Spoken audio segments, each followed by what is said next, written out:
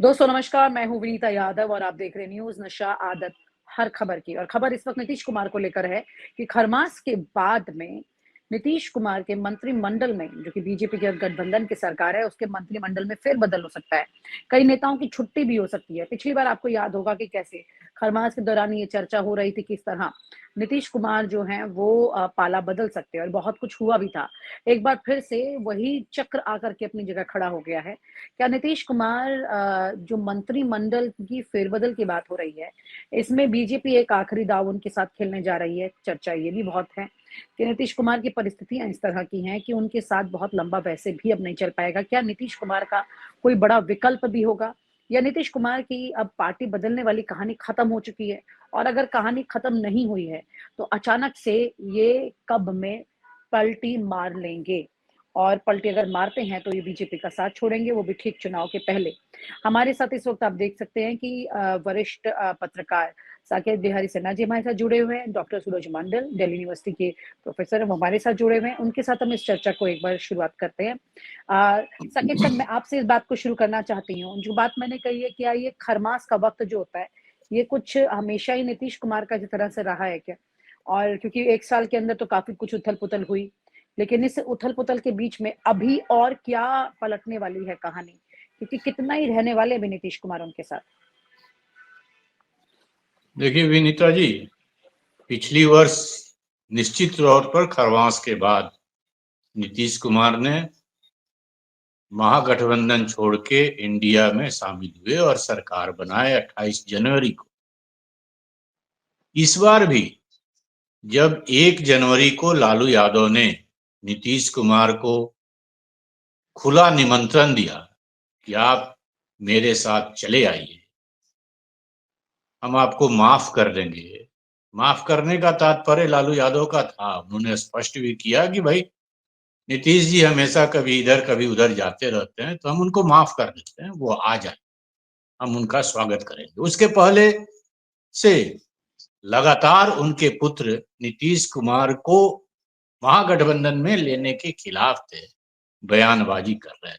लेकिन जब लालू यादव का बयान आया 1 जनवरी को, फिर बिहार के राजनीतिक क्षेत्र में बहुत तेजी से, बहुत ही तेजी से उनके बयान पर प्रतिक्रिया होने लगी। सब लोग भौचक्क हो गए, खास करके बीजेपी के लोग सतर्क हो गए, चौकन्ने हो गए, इसलिए कि बीजेपी भी जानती है कि अगर नीतीश कुमार मेरे पाले में नहीं रहे तो अगला चुनाव में जीत करके आना, मतलब सरकार बनाने की हैसियत में आना दुर्लभ हो जाएगा। इसलिए बीजेपी के लोग बहुत चिंतित। 2 जनवरी को बिहार में जो राज्यपाल नियुक्त हुए आरिफ मोहम्मद खान साहब, उनका शपथ ग्रहण था। शपथ ग्रहण समारोह में के बाद जब नीतीश कुमार से पत्रकारों ने लालू यादव और तेजस्वी यादव के बयान पर प्रतिक्रिया लेना चाहा, तो नीतीश कुमार मुस्कुराते हुए हाथ जोड़ लिए, अरे छोड़िए इस बात। पत्रकार जब कुरेदने लगे उनको, तब राज्यपाल महोदय को सामने आना पड़ा। बोले कि अरे भाई, अभी तो रिंग सेरेमनी का समारोह है, इसमें जी। राजनीति क्यों आप लोग ले आ रहे हैं? हुँ। खैर, नीतीश कुमार चुप्पी साधे रहे 3 दिन। 4 दिन के बाद नीतीश कुमार ने कहा, नीतीश कुमार का आजकल प्रगति यात्रा चल रहा है, उस यात्रा के क्रम में 4 दिन की लालू यादव की प्रतिक्रिया के 4 दिन के बाद उन्होंने कहा कि नहीं नहीं, 2 बार हमसे गलती हुई, हम उधर गए, लेकिन अब कहीं नहीं जाएंगे, अब जहां है वहीं रहेंगे। बावजूद उसके अभी भी लोगों को यह विश्वास नहीं हो रहा है कि नीतीश कुमार वहीं रहेंगे, अर्थात एनडीए में ही रहेंगे।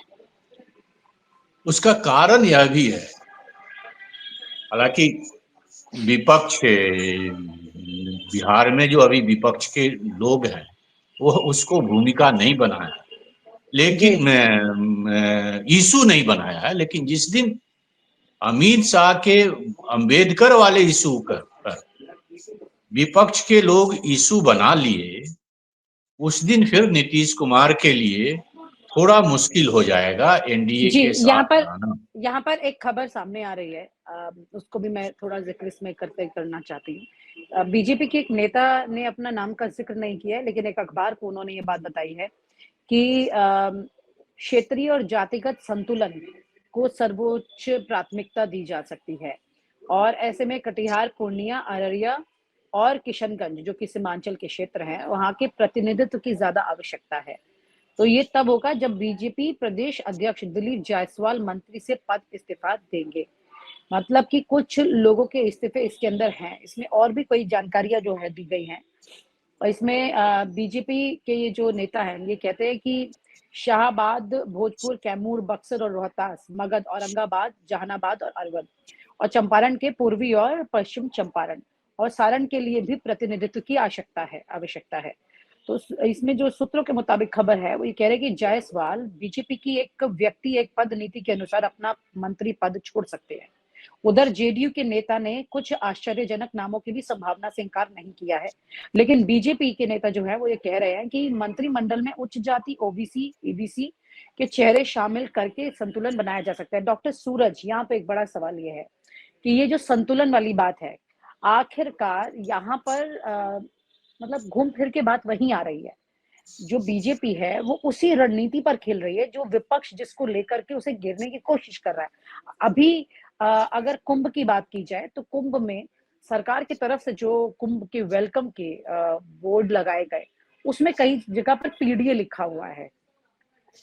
तो ये अलग-अलग जगह पर मतलब ये यानी कि डर चुकी है सरकार, तो इस बारे में तो कोई दो राय नहीं है कि वो इस वक़्त पिछड़े और दलितों की बात करे, क्योंकि जिस तरह से अमित शाह दलितों की बात पर घिर गए पार्लियामेंट में अपने स्टेटमेंट के बाद, तो लगातार इस बात का एक ये सबसे बड़ा भय जो है वो इस वक़्त बीजेपी के अंदर आ चुका है। इसके खिलाफ कम से कम वो नहीं जा सकते। डॉक्टर सूरज। अ, अभी सिन्हा साहब जो कह रहे थे उसी बात को मैं आगे बढ़ाता हूँ बिहार के संदर्भ में। सबसे पहले तो एक टिप्पणी मैं करना चाहता हूँ, एक बहुत दिलचस्प समाचार यह भी है जो एक फ्री प्रेस जर्नल में आया है कि जो एस्ट्रोलॉजिकल प्रेडिक्शंस है वो बताती है कि 2025 विधानसभा चुनाव के पहले नीतीश कुमार जी फिर पाला बदलेंगे। अब इसके पहले इस पर चर्चा की जाए, हम लोग घटनाक्रम को देख लेते हैं।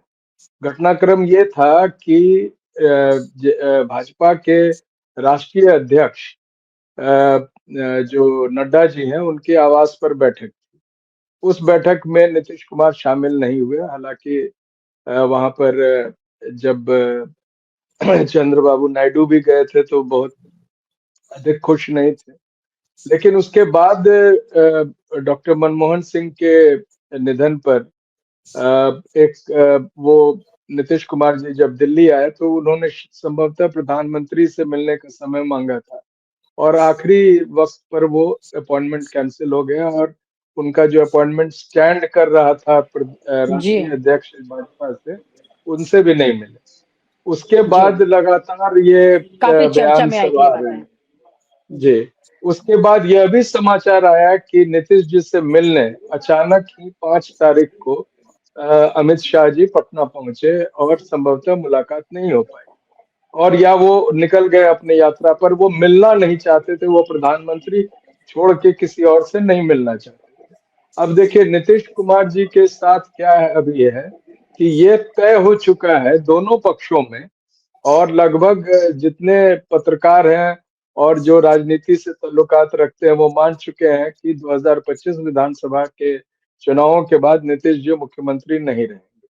तो प्रश्न उठता है 2025 तक जो उनको भाजपा चाहती है बने रहना और किसी तरह रखना, उसमें जो भाजपा का जो रणनीति रहता है, जो वो सेंट्रल एजेंसीज के दबाव के तहत लोगों को एक तरह से ब्लैकमेल करके राजनेताओं को अपने पक्ष में बनाए रखती है, जैसा महाराष्ट्र में वो कर चुकी है।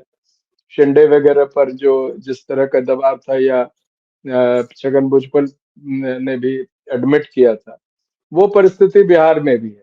बिहार में एक चीज बहुत दिलचस्प होता है कि खरमास को अशुभ माना जाता है, तो कोई बड़ा राजनीतिक कदम इस दौरान नहीं उठाया जाता है। ये 13-14 तारीख को समाप्त हो जाएगा, यानी 14 से जब से वहां पर तिला संक्रांति का जो पर्व होता है उसके साथ ही कोई कदम ऐसा उठाया जाएगा जो निश्चित तौर पर चौंकाने वाला होगा। जहां तक जेडीयू पार्टी का प्रश्न है, ये बहुत विवाद का विषय है कि क्या अभी भी नीतीश कुमार के हाथ में सभी विधायक और सांसद हैं, क्योंकि वो जो जिनको बनाए हैं जो वर्किंग प्रेसिडेंट संजय झा जी को, या जो ललन सिंह जी उनके पार्टी के वरिष्ठ नेता और जो जिस तरह से उनके हाथ में कमान है, तो जो इन लोगों में से काफी लोग, खासतौर से संजय सिंह जी भारतीय जनता पार्टी के बहुत नजदीक माने जाते हैं, और यह भी माना जाता है कि वो उसी रणनीति के तहत उनके सारे कार्य होते हैं जो वहां तय होता है आरएसएस या बीजेपी में जो तय होता है। तो ऐसी परिस्थिति में नीतीश कुमार जी जो बोल रहे हैं, और अभी तुरंत एक समाचार यह भी है कि ये तेजस्वी जी ने ये एडमिट किया है कि नीतीश जी बहुत अधिक अपने अपने पार्टी के लिए, बिहार के लिए और खुद के लिए भी कोई निर्णय लेने में उतने सक्षम नहीं रह गए हैं जैसा वो पहले। तो इन सब बातों से यह लगता है कि कोई बड़ा उलटफेर निश्चित तौर से खड़मास समाप्त होने के साथ ही बिहार में होगा। जी मैडम। जी, ये सब चीज़ों के साथ में यहाँ पर से ना जी एक बड़ा सवाल साथ में शुरू में मैंने ये भी किया था कि उनकी तबीयत को लेकर के, उनकी परिस्थितियों को लेकर, क्या वाक़ई में जो बातें आती हैं सामने कि नीतीश कुमार की परिस्थिति ऐसी है कि अब बहुत मुश्किल है उनके लिए शारीरिक तौर पर चीज़ों को आगे खींच पाना, क्या ऐसा है? देखिए विनीता जी, नीतीश कुमार का एज तो हो ही गया, लेकिन इस एज में भी नीतीश कुमार पर जो आरोप लगते रहे कि वो अब बीमार चल रहे हैं, किसी काम के लायक नहीं हैं, उसको धत्ता बताने के लिए वो यात्रा पर निकल चुके हैं। बिहार के कई एक जिलों का उन्होंने यात्रा की और लोगों से घूम घूम करके, और यात्रा करने के क्रम में अगर आप उनका विजुअल देखें तो कहीं चेहरे पर ऐसा लगता नहीं है कि वो नीतीश कुमार बीमार हैं।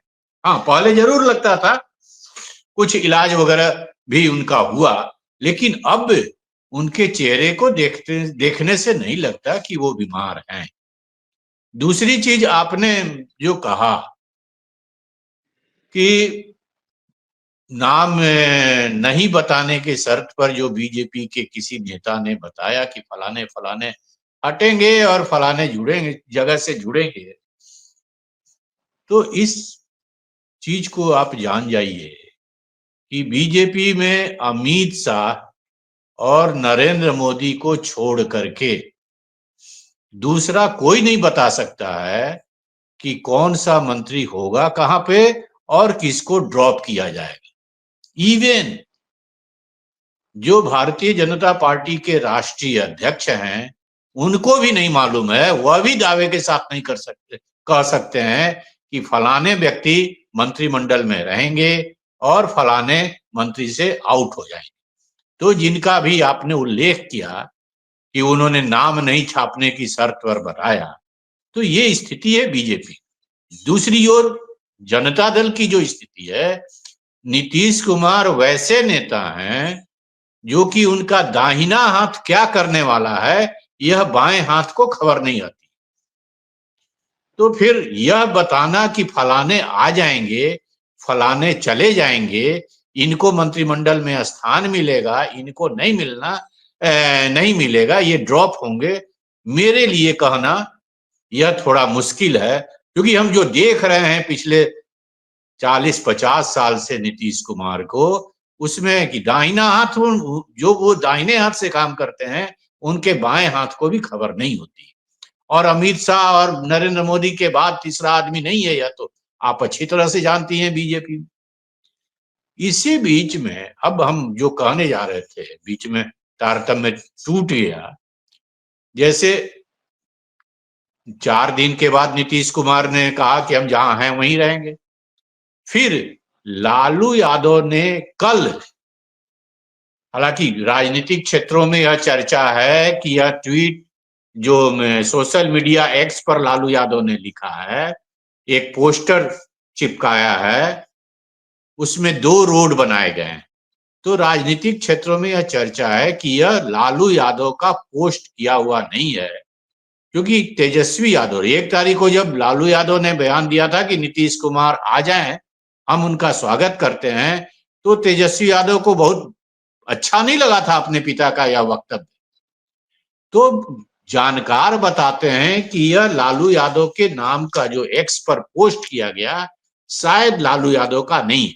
लेकिन बहुत रोचक है यह बताना कि जो पोस्टर है उसमें 2 सड़क दिखाई गई है, एक में तेजस्वी यादव में तेजस्वी पथ लिखा हुआ है और एक पर नीतीश पथ। लालू यादव तो जो कि पोस्ट है उन्हीं का ये से, इसलिए कहा जाएगा कि लालू यादव का पोस्ट है। तो उन्होंने कहा है, सही का चुनाव करें, अब की बार बदलाव करें। फिर एक पथ पर भ्रष्टाचार का गिराने वाला पुल है, जो नीतीश पुल जो लिखा हुआ है, नीतीश पथ, उसकी ओर लिखते हैं कि एक पथ भ्रष्टाचार का गिराने वाला पुल है, बेरोजगारी है, गरीबी है, पलायन है, अपराध है, कराह रहा अपना बिहार है। दूसरे पर, जिस पर तेजस्वी पथ लिखा उन्होंने, उस पर लिख रहे हैं, दूसरे पद पर युवाओं के लिए नियुक्ति व रोजगार है, माई बहिन का मान है, विधवाओं का सम्मान है, बुजुर्गों व दिव्यांगों का सहारा है, 200 यूनिट मुफ्त बिजली से बिल की बचत से रोशन होता घर है, नया बिहार का संकल्प है, राइट टर्न लेगा बिहार, इस बार तेजस्वी सरकार। तो ये जो ट्वीट जो है लालू यादव का, 1 तारीख के जो उनका बयान था उसके प्रतिक्रिया में उनके लोगों द्वारा किया गया, ऐसा राजनीतिक क्षेत्रों में चर्चा है। कल से लालू यादव के इस एक्स पर लिखे गए संवाद का बिहार में बहुत तेजी से जदयू भाजपा के लोग विरोध में, मतलब बहुत तेजी से इनके ट्वीट पर क्रिया और प्रतिक्रिया हो रहा है। अब देखना होगा कि नीतीश कुमार 14 तारीख को खिचड़ी खाने कहाँ जाते हैं, चूड़ा दही खाने किसके दरवाजे पर जाते हैं, यह देखना होगा।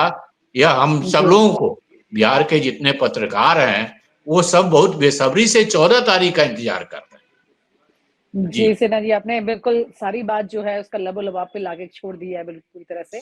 कुल मिलाकर के 1 साल पहले भी ये चर्चा हो रही थी, बड़ी अजीब परिस्थितियां हैं, और 1 साल के बाद भी यही चर्चा हो रही है कि वो कहाँ जाएंगे दही चूड़ा खाने के लिए। तो देखना यही होगा। लेकिन नीतीश कुमार खबरों में हमेशा बने रहते हैं, लेकिन उसी के साथ राजनीति में बड़ी उठापटक कर देते हैं, ये भी सामने रहा है हमेशा। बहुत बहुत शुक्रिया, thank you so much for sharing your views with us, thank you so much, thank you. और आप हमसे जुड़े रहने के लिए सब्सक्राइब करें YouTube पर, फॉलो करें ट्विटर पर और लाइक करें Facebook पर। और ज्यादा जानकारी के लिए आपको टाइप करना होगा सिर्फ न्यूज़ नशा।